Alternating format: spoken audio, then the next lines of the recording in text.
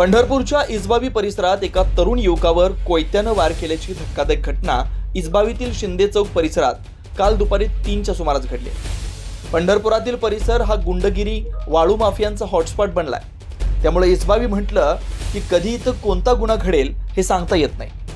तसाच काहीचा प्रकार आज इस्बावी इथून उघडकीस आलाय। इस्बावीतील राम भारत शिंदे वय वर्ष 28 राहणार दूध पंढरीजवळ इस्बावी पंढरपूर याला यांच्याच भावानं बाळू भारत शिंदे यानं भावावरती कोयत्यानं व धारधार शस्त्रानं वार करत जीवे मारण्याचा प्रयत्न केला। ही घटना काल दुपारी 3 वाजण्याच्या सुमारास इस्बावी येथील शिंदे चौकात घडली। याचं कारण असं की घरातील देवाची मूर्ती घराच्या बाहेर फेकून नदीला का सोडली हा राग मनात रामा शिंदे याला विचारत अंगावर कोयत्यानं वार केले। तू आणि वडील माझ्या घरात राहायचं नाही, मी वडिलांचा सांभाळ करत नाही, मला वडिलांच्या नावे असलेले घर विकून पैसे द्या नाहीतर तुम्हाला ठेवणार नाही याची धमकी देत शिवीगाळ करत धारदार शस्त्रानं रामा शिंदे यांच्यावरती वार करण्यात आले।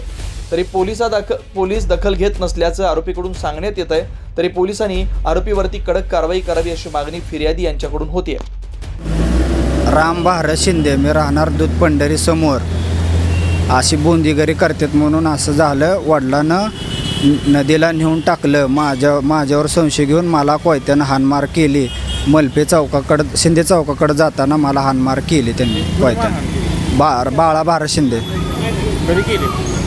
काल दुपारी 3 वाजता। कोणाच्या घरातलं देव? भारत मिस्त्रीच्या घरात।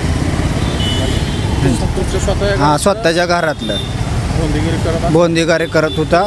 त्यामुळं आमच्या वडिलाला नाही पटलं। आमच्या वडिलांनं नदीला नेऊन टाकलं। त्यामुळं मला कोयत्यानं हाणमार केली।